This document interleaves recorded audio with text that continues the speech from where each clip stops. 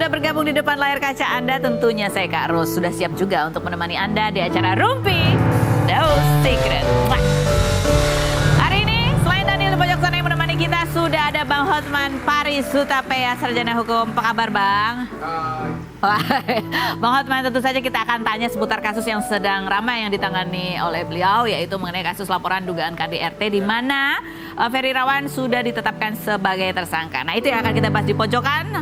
Berita-berita yang menjadi perhatian kita, baik data dari dunia nyata maupun dari dunia baik. Oke, ini artikelnya ya, resmi ditahan.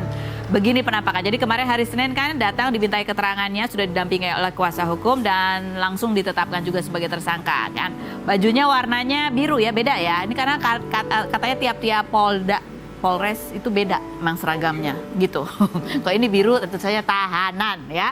Dan yang menarik juga ada video lagi Ferry Irawan memberikan statementnya gitu ya. Salah satunya adalah surat Ferry untuk Vena dan juga ada himbauan untuk ke semua pihak gitu. Apa himbauannya? Coba kita dengarkan. Oke, baiklah. Ya tadi setiap rumah tangga itu ada persoalan gitu ya. Setiap persoalan rumah tangga tidak untuk dipanas-panasin. Ini juga untuk informasi ke semuanya gitu ya. Kalau yang namanya ada kekerasan dalam rumah tangga itu sudah ada undang-undangnya untuk melindungi korban. Dan itu bukan lagi masalah rumah tangga yang ditutup-tutupi, tetapi itu adalah masalah yang punya konsekuensi hukum. Gitu ya Bang ya? Benar. Benar sekali gitu. Coba kita lihat komentar netizen seperti apa terhadap tadi komentar statementnya. Bukannya kasihan liatnya, malah pengen ketawa katanya gitu. Terus yang berikutnya, ini komen dari itu, dari ini komen dari mana sih nih? Komen yang mana nih? Komen terhadap apa nih? Lupa tetes mata, Atala bilang nangis gak ada air matanya. Oh, ini komen terhadap videonya itu kemarin, video permintaan maaf ya. Yang berikutnya ada lagi, maaf aku ngakak ekspresi wajahnya. Jadi kemarin juga sempat viral gitu ya.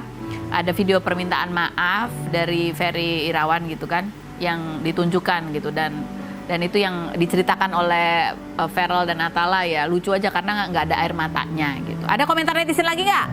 Nggak ada. Oh ini. Feral yang jago acting pasti udah paham banget nih orang lagi ngapain katanya gitu. Jadi banyak yang berkomentar bahwa ekspresi penyesalannya Ferry itu hanyalah acting semata begitu ya. Nah kemarin juga yang sempat kita bahas juga adalah pernyataan Ferry Irawan, mungkin salah satu bagian dari keterangan ke pihak kepolisian yang mengatakan pada saat kejadian itu Vena Melinda memukuli dirinya sendiri. Apa komentar kuasa hukumnya Vena Melinda? Kita lihat dulu profil Bang Hotman berikut ini. Hotman Paris Hutapea, pengacara kelahiran 1959 ini kerap menangani kasus-kasus besar dari selebriti, salah satunya kasus KDRT Vena Melinda yang melaporkan Ferry Irawan pada 8 Januari kemarin karena mengalami pendarahan di hidung dan pergeseran tulang rusuk serta mengaku sudah 3 bulan di KDRT. Pria yang kerap berhadapan dengan Hotma Sitompul dalam beberapa kasus sejak 2006, salah satunya menjadi kuasa hukum Desiree Tarigan saat bercerai dengan Hotma ini kemarin mempertanyakan keberadaan Hotma yang tidak terlihat mendampingi saat Ferry Irawan resmi ditahan. Sebelumnya ia juga diduga menyindir Hotma karena menyebut pengacara dan klien sama-sama berpengalaman dalam perceraian. Hotman yang menikah dengan Agustiana Marbun sejak 1989 dan dikaruniai 3 anak ini, September lalu anak bungsunya Fritz Hutapea resmi bertunangan. Benarkah Hotman Paris pansos? Dan bagaimana tanggapannya setelah dituding menghambat perdamaian? Saksikan kisah selengkapnya hanya di Rumpi No Secret. Oke, kita sudah bersama dengan kuasa hukum Vena Melinda yaitu Bang Hotman Paris. Bang, kita mau tanya komentarnya Bang Hotman. Ini ada video kemarin keterangannya Ferry Irawan ya di Polda begitu. Yang mengatakan bahwa pada saat kejadian itu memang terjadi percekcokan yang hebat sekali. Dan Vena Melinda memukuli dirinya sendiri dan dia menenangkan, sempat diletakkan di tempat tidur begitu ya. Terus Vena sempat mengangkat kepalanya, mengeluarkan cacian gitu ya. Terus kemudian sesudah itu pas ditenangkan dia mengaku, kata Ferry mengaku, Vena mengaku bahwa hidungnya patah. Coba kita lihat lengkapnya berikut ini. Ada komentar Bang dari kuasa hukumnya Vena Melinda. Di BAP pertama waktu dia masih sebagai terlapor sebelum jadi tersangka, ini Ferry mengakui bahwa memang darah itu karena dia punya jidat ditekan kepada hidungnya. Jadi dan itu dia tanda tangani. Ya, jadi di BAP pertama diakui tuduhannya daripada si Vena itu. Sesudah jadi tersangka, sesudah ada pengacara jadi berubah. Dan lagi pula mana ada sih orang mukul-mukul kepalanya berdarah, bagaimana sih? Kan pasti ada bekasnya, tapi kalau ditekan begitu, dia kan jago silat gitu katanya kan. Makanya darah begitu banyak. Dan juga perdebatan waktu di kamar hotel itu yang petugas datang segala macam, mereka bertengkar habis. Kelihatan sekali bahwa memang itu adalah perbuatan dia. Jadi ceritanya adalah mereka dalam perjalanan dari Jakarta menuju Kediri naik mobil. Di dalam mobil si cowok ini sudah minta sama maminya yang cantik. Ntar malam kita pacaran ya, Mak. Arti pacaran itu artinya hubungan intim. Iya, pacaran udah. Ya, sebutnya pacaran gitu. Ya orang nggak ngerti dong. Ya nggak apa-apa, ya. mereka udah ngerti, udah gede semuanya. Terus ya si Pena ini kan capek. Ya capek, jadi sore malamnya itu ditolak. Ternyata emosi dia. Bukan nggak langsung emosi. Ya mungkin dia nggak bisa tidur. Jam 3 pagi, ya biasa kan kalau istri kita di samping berusaha lagi untuk dicopot itu apa itu. Ya itulah gitu ya. Ada usaha gitu ya. Dicopot gitulah. Terus sama si Pena ditarik lagi, ditutup lagi, mau dibuka ditutup lagi gitu loh. Terjadi lah begitu. Itu, jadi berantemnya dari sejak 3 pagi. Ya itu, dari mulai sore sudah debat, dari mulai karena sorenya ditolak kan sudah mulai nggak suka gitu kan. Akhirnya gara-gara ditolak begitu, mulailah si cowok ini kirim-kirim WA jam subuh. Lu dulu juga kau wanita begini dikirimlah foto-foto dia yang lagi seksi zaman masih itu. Iya. Padahal dalam satu kamar WA-WAan. Iya, artinya kan dulu kan itu begitu. Kenapa kau sekarang ya biasalah kan? Ya dulu kau sebelum begitulah. Dulu kau ya begitu ya. Pakaian kamu saya dikirimlah foto-foto zaman dulu, ya kan? Akhirnya sesudah si Pena bangun, dilihatlah semua WA ini, mulailah terjadi perdebatan, pertengkaran. Akhirnya langsung sudah berdebat keras, si Pena itu didorong ke tempat tidur, ditindih tahu nggak sih? Iya. Ditindih, dinaikin di atas, di tangannya diginiin, ya kan? Baru diginiin kan? Ditekan. Sehingga darah. Disitulah darah itu keluar. Pecah pembuluh darah. Jadi dia pecahlah pembuluh darah di dalam. Jadi kalau dipukul-pukulin kan nggak masuk di akal. Kalau dipukul-pukulin masa di mana logikanya? Bahkan gitu itu ada juga laporan bahwa tulang rusuknya ada fracture. Jadi rupanya selama 3 bulan ini Pena itu sudah mulai benar-benar frustasi. Lu bayangin nggak sih kalau mau keluar minta uang Grab 150.000, mau beli pulsa minta 250.000, terus harus bayar utangnya dia ke Shopee, ya ada utang cash gitu loh. Si Pena harus bayar 5 juta tiap bulan. Coba gimana kalau suami kau begitu coba? Ya mulailah terus-terusan begitu kan, sehingga dan mulailah si cowok ini cemburu karena si Pena mulai ikut partai politik. Mulailah ketemu dengan orang-orang ganteng kayak gue gitu loh kan. Ya mulailah cemburu, ya kan. Mulailah datang tokoh-tokoh politik. Udah tahu sendiri tokoh politik memang agak rada bahaya. Memang kita aja kalau pacar kita masuk partai politik bahaya loh. Mulailah cemburu, seringlah terjadi pertengkaran. Kata si Pena di BAP, kalau mereka ribut begitu ya suka nggak dipukuli, tapi di fitting kayak jago silat gitu. Tapi ininya itu rusuknya itu sakit gitu loh. Ditekan, makanya terjadi fracture.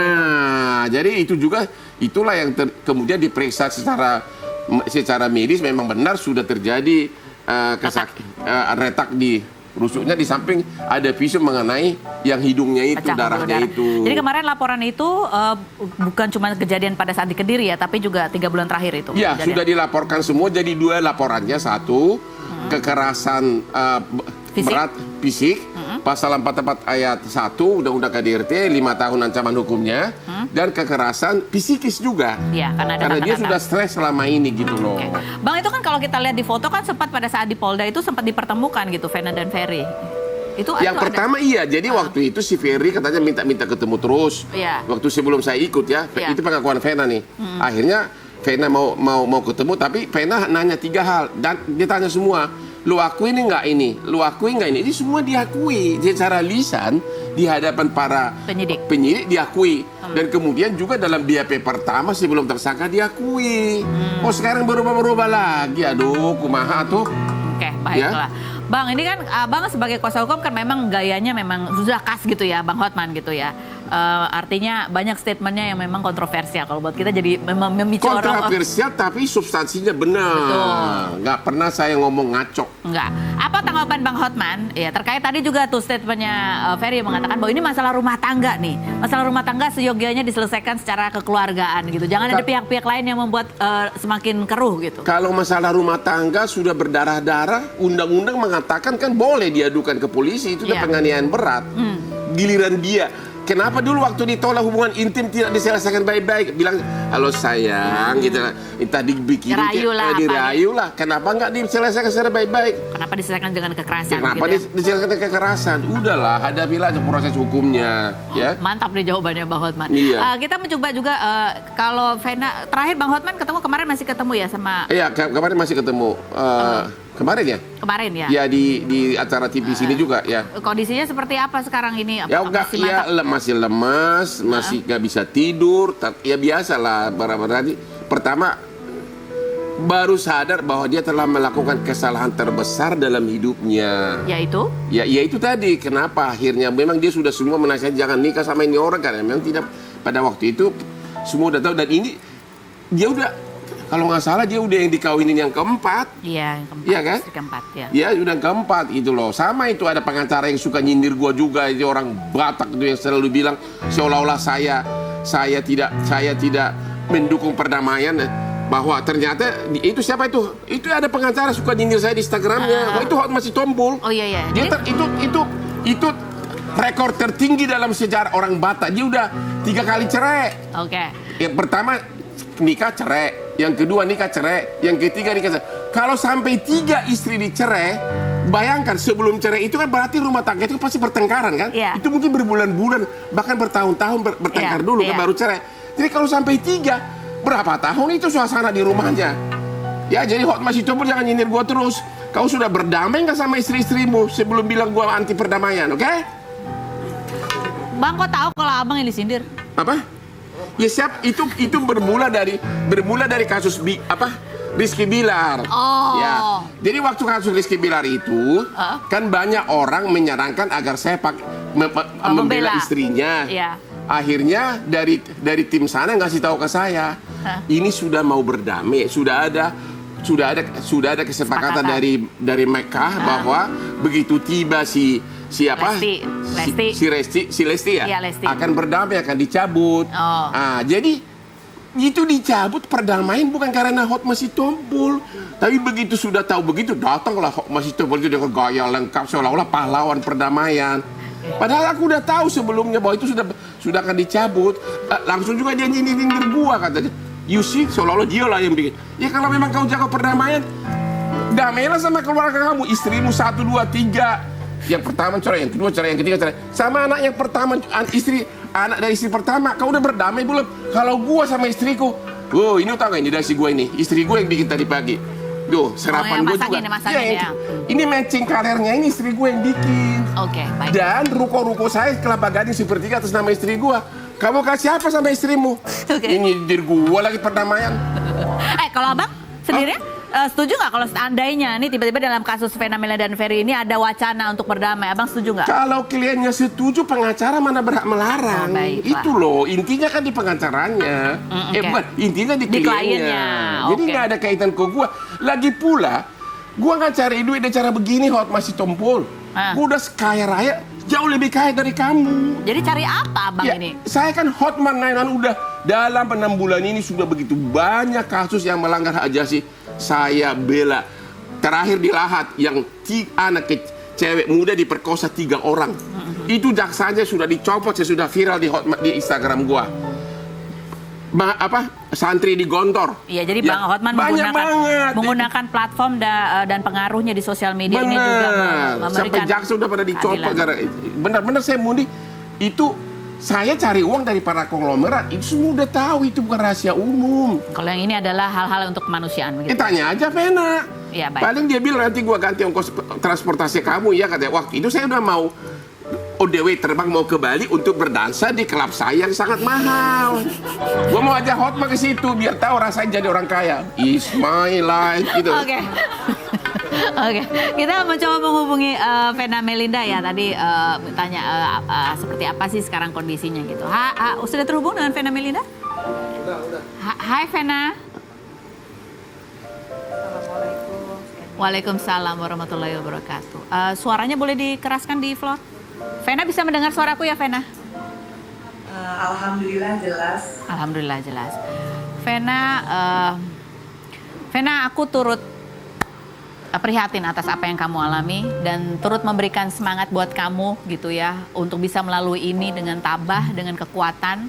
Semoga kamu bisa melalui ini dengan badai ini dengan baik, tetap sehat jasmani maupun rohani, dan bisa menjadi inspirasi juga buat yang lain gitu.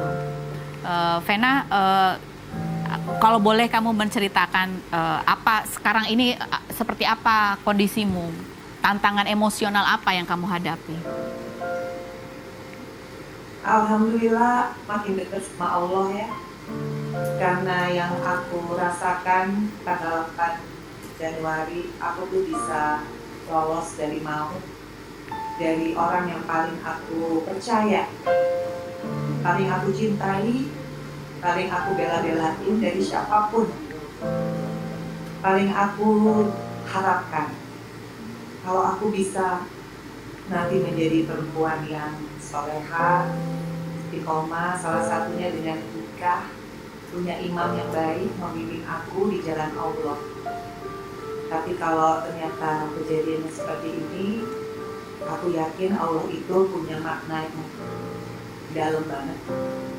Artinya aku harus berjuang untuk semua perempuan yang mengalami hal seperti aku, korban KDRT, yang gak pernah expect kapan itu terjadi sama diri kita, oleh siapa, bagaimana caranya.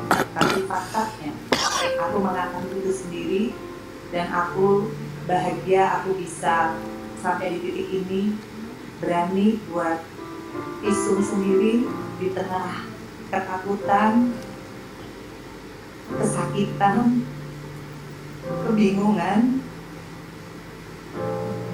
Aku tetap fight. Aku bisa bikin BAP sendiri di Kapolresta Kediri. Aku juga mengucapkan terima kasih buat semua penyidik dan juga poluan yang ada di sana, khususnya Mbak Neni yang dari awal aku nggak tahu siapa dia. Tapi dialah yang mengiringi aku pulang aku di rumah sakit sambil nunggu visum. Aku teriak-teriak sendiri. Aku nyesel. Yang pertama aku rasain aku menikah dengan orang seperti itu. Aku nggak mau dengerin mamaku, nggak mau dengerin papaku, anak-anakku terutama sekarang. Coba tanya Ibu Vena, benar nggak kalau suamimu itu mau keluar minta uang pulsa 250.000, minta Grab 150.000, benar nggak sih Bu Vena?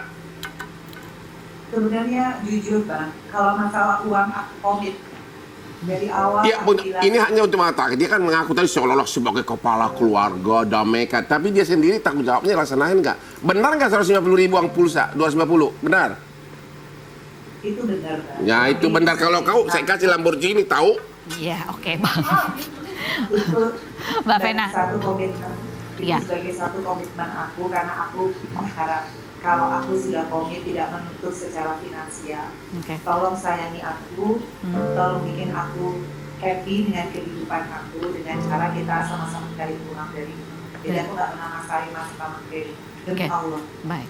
Yang aku sekarang perjuangkan adalah bagaimana aku bisa mendapatkan keadilan kalau orang yang melakukan KDRT dan akhirnya mengakibatkan seperti yang terjadi tanggal 8 dan sampai saat ini dia pengakuannya telah. Jujur aku malahan di sini tidak akan putus asa untuk berjuang. Aku akan terus mencari keadilan aku, tidak membuat aku surut mentalnya. Meskipun sebetulnya korban KDRT itu harusnya diterapi. Iya. Tapi aku tidak terapi, karena aku tidak sempat terapi. Karena aku ngadu sama Allah barusan aku sholat, aku ngadu sama beri saya petunjuk dan hidayah untuk menghadapi orang yang tidak punya konsistensi dalam berbicara. Vena. Mungkin Mbak Hotma punya kan video di mana dia minta maaf. Jadi kalau dia sudah minta maaf tapi dia tidak mengakui perbuatannya, buat apa dia buat video begitu banyak kepada saya? Begitu banyak video permintaan maaf kepada orang tua saya, anak-anak saya, kalau dia merasa dia tidak salah. Baik, Vena. Itu tidak konsisten. Okay. Vena, apa ini kan banyak korban KDRT dengan berbagai pertimbangannya gitu. Kamu tadi cerita pada saat kamu melaporkan, kamu nggak tahu, kamu bisa di tengah kebingungan, kesedihan, kemarahan, ketakutan, tapi kamu berani terus maju. Kalau kamu bisa menceritakan apa sebetulnya yang ada di kepala kamu, yang kamu pikirkan, yang membuat kamu terus maju walaupun kamu punya ketakutan, kebingungan, dan segala macam perasaan yang berkecamuk pada saat itu. Saya udah ulangi dimanapun saya berada. Momentumnya adalah pada saat saya berada karena darah saya pecah kali pakan sedikit kuat oleh jetnya ya. Jadi saya tidak pernah bilang saya dipukul karena apa yang saya rasakan adalah kekerasan terstruktur. Kemarin dia keting saya, terus dia keting saya kesakitan saya takut masuk saya kayaknya pernah mata.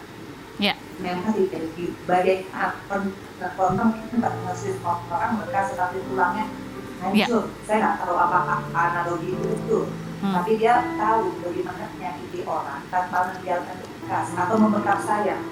Sampai saya nggak bisa napas, sampai saya bilang nggak bisa napas, baru dia lepas. Dan yang terjadi tanggal kemarin adalah dia tidak menyangka bahwa tekanan di dari dia kepada angka hidung saya begitu kuat, di mana tangan saya dibekap, badan saya ditinggi, sehingga saya nggak bisa ngapa-ngapain kecuali pasrah, dan kepala saya dikunci oleh jantungnya dan di squeeze, ditekan begitu keras. Kalau mau dihitung 1 itu dari yang paling ringan, keras sampai saya tuh ngeliat langit-langit aja bergerak, saking sakitnya.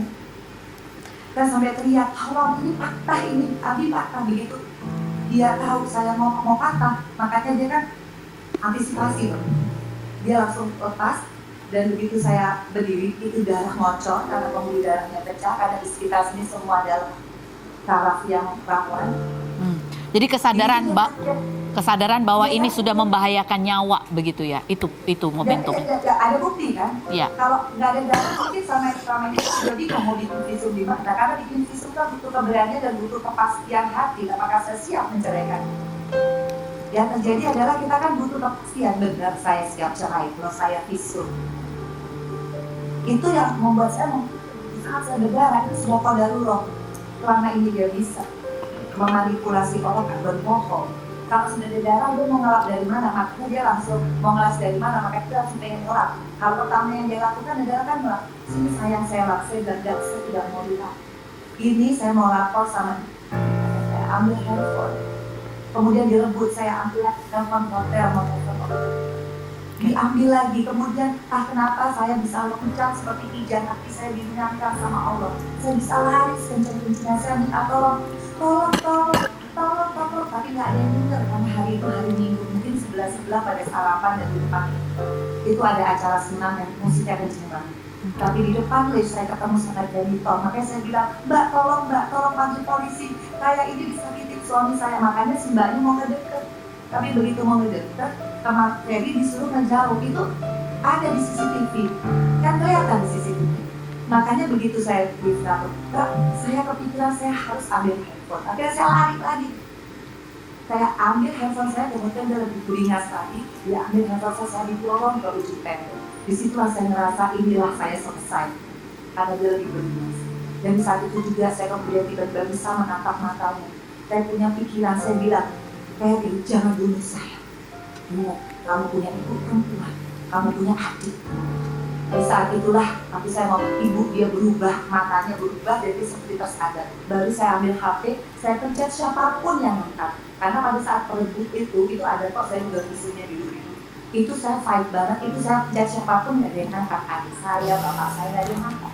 Tapi yang terakhir itu setelah saya ingatkan dia keberadaan ibunya dalam hidupnya, dan saya juga perempuan.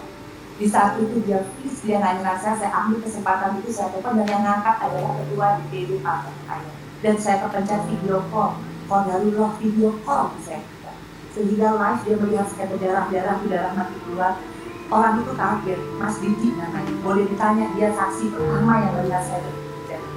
Kemudian masih dirasa kecelakaan. Saya bilang enggak, mas saya tuh enggak, kayaknya patah kan. Saya patah. Kan darahnya nggak berhenti. Kemudian saya bilang panggil polisi mas, panggil, jangan ditutup. Nah karena saya sudah bisa berhubungan sama orang, jadi nggak berani menutup. Baik. Sampai datanglah itu janitor dengan satpam. Begitu satpam hotel nanti Ferry, Pak Ferry ada. Kemudian Ferry, saya kan lihat karena saya di sebelah dia di situ, saya lihat dia menyiapkan dirinya dengan muka inosen. Kemudian dia bilang saya nggak tahu apa-apa.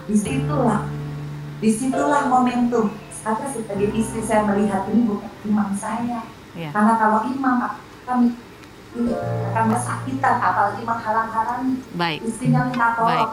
Kalau perlu dialah yang bawa saya ke dokter. Tapi kalau ini mau ngapus darah, saya dibiarkan untuk sedih, tidak dibiarkan untuk minta tolong. Dan tidak mengakui kesalahannya. Kedua, saya masih nunggu polisi. Apakah mau kepada polisi? Dan ternyata kanitnya datang bersama dengan ketua DPD tadi. Pada saat polisinya itu Pak Yanuar, kanit datang, atau Intel sebenarnya dan tanya, Pak Ferry ada apa? Dan dia sama dengan persiapan muka yang dia sudah setel. Jawabannya adalah nggak tahu. Apa-apa.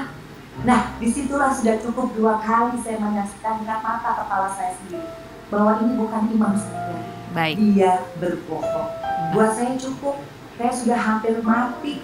Apakah saya serahkan lagi nyawa anak saya punya perempuan, saya serahkan semua anak-anak saya kepada imam yang tidak bisa konsisten dalam berbicara, tidak bisa berbicara betul dan tidak punya. Disitulah saya pas ditanya sama Pak Yanuar, Ibu, ini ranah keluarga. Apakah mau damai atau bagaimana? Sama polisi. Sekali lagi, kalau ini KDRT adalah ranah privasi, tapi tidak menjadi privasi di saat suami memperlakukan istri dengan kekerasan fisik yang mengakibatkan luka. Dan itu traumanya luar biasa. Karena buat saya bisa selamat. Itu sudah qadarullah dari Allah. Kalau saya nggak selamat, siapa yang bisa mengungkap ini? Mungkin dia bisa bikin alibi seperti yang dia bisa loh. Telepon bapak saya, ibu saya, dia bilang, pada di TKP, ini masih di TKP, masih ada darah, masih saya berdarah-darah, belum divisum. Dia bilang, bapak saya, dia bilang gini, Papa, Rena mukul-mukul pipinya ke tembok, makanya berdarah-darah. Dia bisa bikin alibi gitu, bisa kalau saya pingsan, bisa bayangkan mungkin dia benar bikin alibi begitu. Apa saya nggak takut? Karena saya bisa bicara lebih lantang, karena saya merasa tenang. Dia sudah ditahan.